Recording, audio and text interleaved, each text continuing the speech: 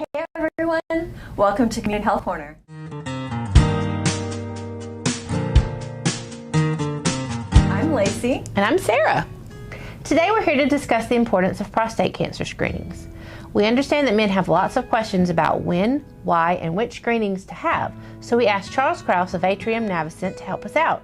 He runs the Man-to-Man Prostate Support Group and was happy to answer our questions. This month we're also focusing on whole grains. We break down what they are, why they're important, and give you some easy ways to incorporate them into your everyday diet. In the spirit of whole grains, we're baking up a delicious fall vegetable pizza using whole wheat crust. We will also give you some tips and tricks to get the most out of your dollar when food shopping. When it comes to doing your grocery shopping research, reading the price tag is just as important as reading the label. Very true.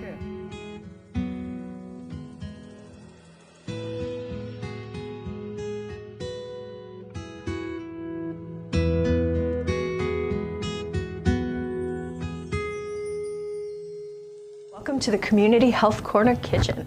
Because we're focusing on grains this month, we're going to make a pizza.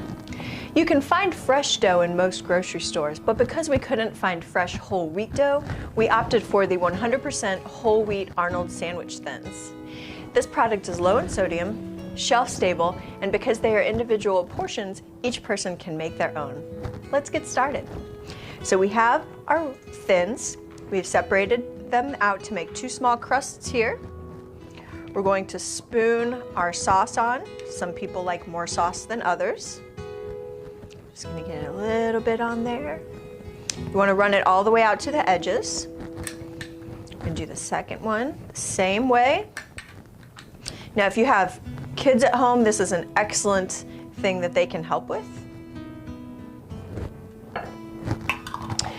And from there, the fun begins. So today we have mushrooms, pepperoni, bell peppers, and little halved cherry tomatoes. I'm going to use all of that on my pizza.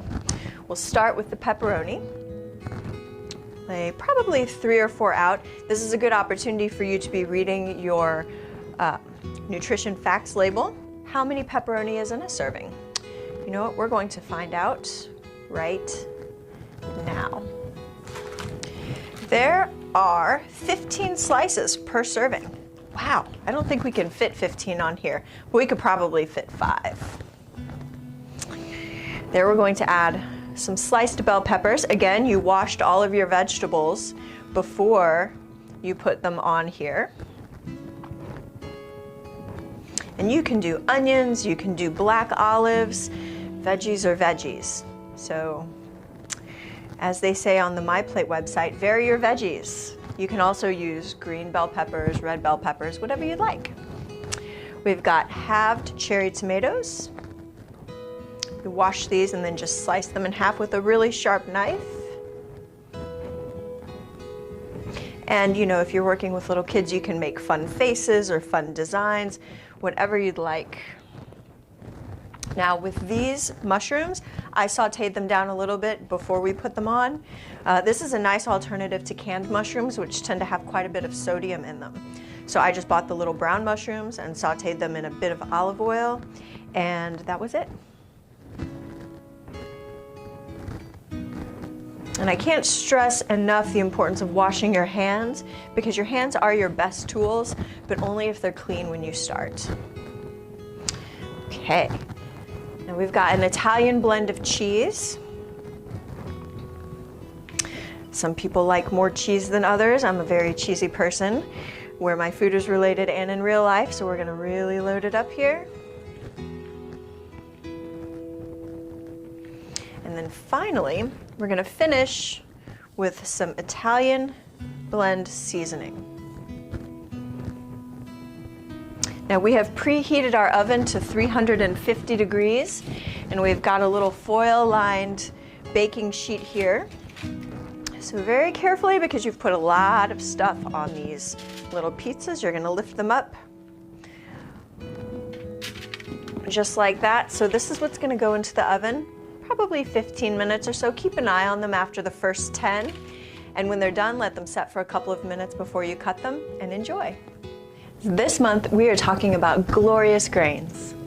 Any food made from wheat, rice, oats, Cornmeal, barley, or another cereal grain is considered a grain product. Bread, pasta, breakfast cereals, grits, and tortillas are also examples of grain products. Grains are divided into two subgroups: whole grains, like these, and refined grains.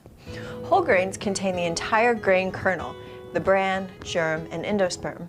Examples of whole grains include whole wheat flour or pasta, oatmeal, whole grain cornmeal, and brown rice. Refined grains, on the other hand, have been milled, which is a process that removes the bran and germ. This is done to give grains a finer texture and improve their shelf life, but it also removes the dietary fiber, iron, and many B vitamins that we need. This is why whole grains are especially important. They are sources of many nutrients, including complex carbohydrates, dietary fiber, several B vitamins, and minerals. Now, most Americans do eat enough total grain food, but few eat enough whole grains. At least half of the grains you eat every day should be whole grains. The amount of grains you need to eat depend on your age, sex, height, weight, and level of physical activity. The MyPlate website, myplate.gov, allows you to create a personalized MyPlate plan. Consuming whole grains as part of a healthy diet may reduce the risk of heart disease and can support healthy digestion. Eating whole grains may also help with weight management. Whole wheat products are an easy way to increase your consumption of whole grains, but we have some other grains that many people don't consider or have never cooked with. Some of you may be familiar with these, such as rice, oats, but there are many other grains out there that are affordable and fun to experiment with. Wow, these look delicious. These little pizzas are fantastic for lunch or dinner, and when paired with a side salad are a complete meal. Bon appetit!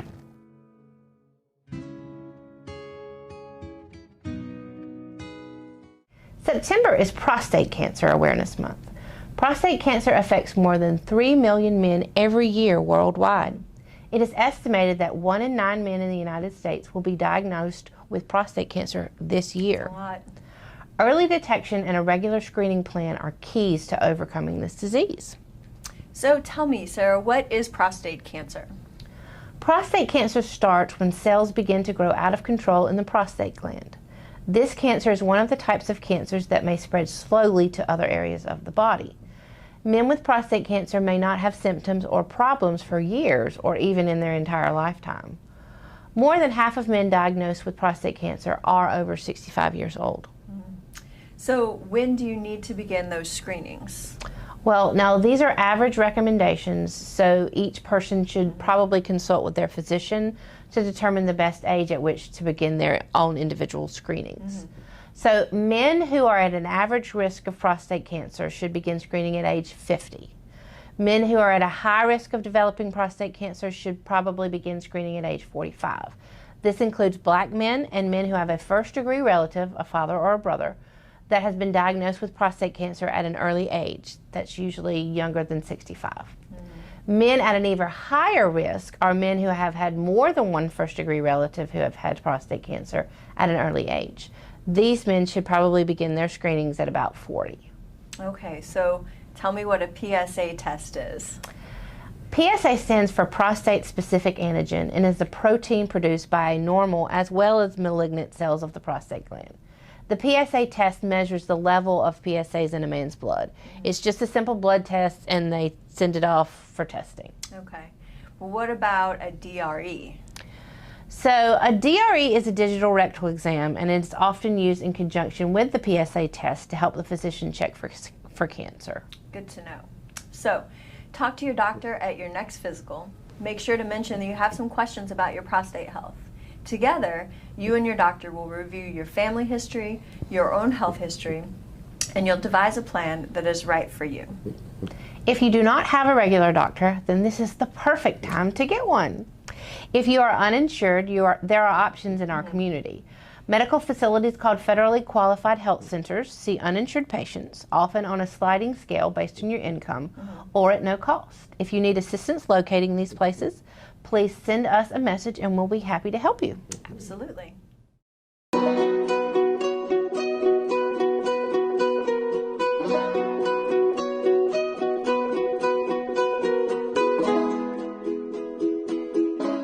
September's economic focus covers how to read the shelf tag at the grocery store, when to utilize the large format stores such as Sam's and Costco, and we'll take a look at when it makes sense to buy in bulk. If you have never looked closely at the shelf tag that accompanies grocery store products, I would urge you to begin. There are numbers on that tag that can help you make the most cost-effective purchase, which is critical when on a budget, but an excellent practice regardless of your financial situation. The price tag on the shelf includes a ton of helpful information. The retail price is the price you pay for each item and is located at the bottom right hand of the tag.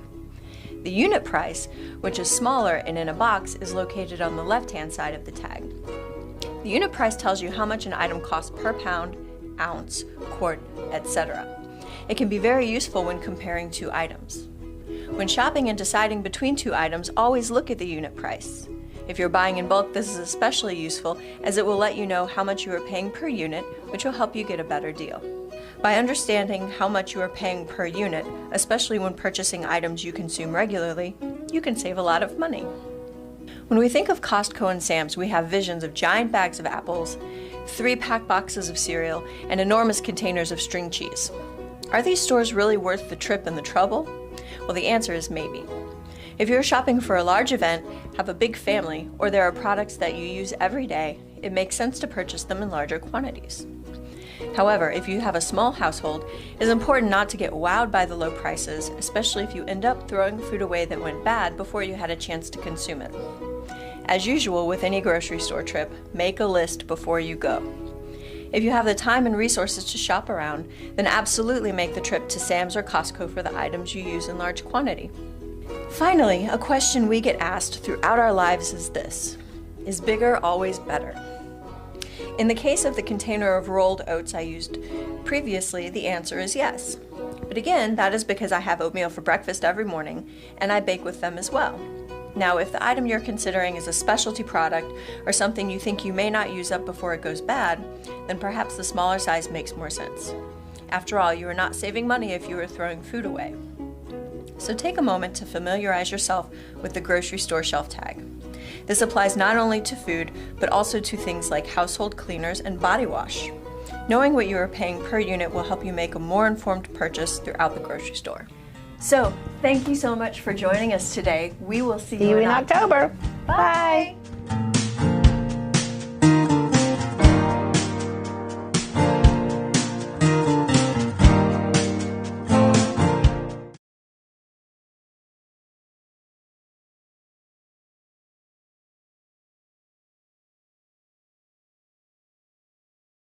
Hey everyone, welcome to Community